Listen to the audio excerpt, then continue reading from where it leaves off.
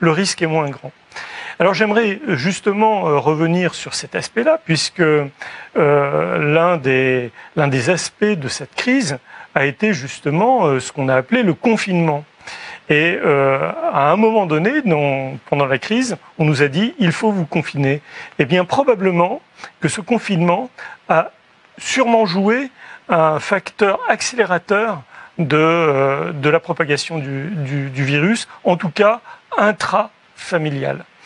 Voilà, donc il y a eu beaucoup d'incohérences dans cette gestion de crise.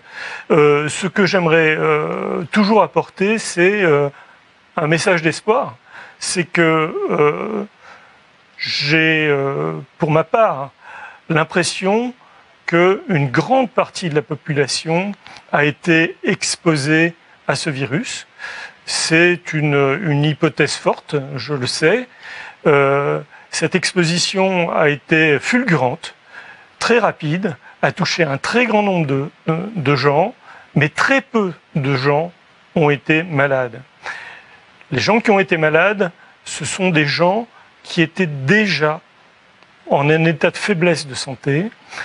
Et si il y a une sorte de constat, si vous voulez, dans la population de ces fameux jeunes dont on parle et qu'on stigmatise quelque part, et ça me fait beaucoup de peine pour ça, parce que ces jeunes ne constatent pas dans leur expérience quotidienne ce problème-là. Mais ça ne veut pas dire pour autant que lorsqu'ils vont voir leurs grands-parents, ils ne se protègent pas à ce moment-là, ils ne protègent pas leurs grands-parents.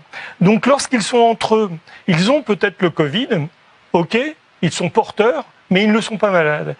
Et la conscience, l'effort que l'on doit faire, c'est surtout sur les risques.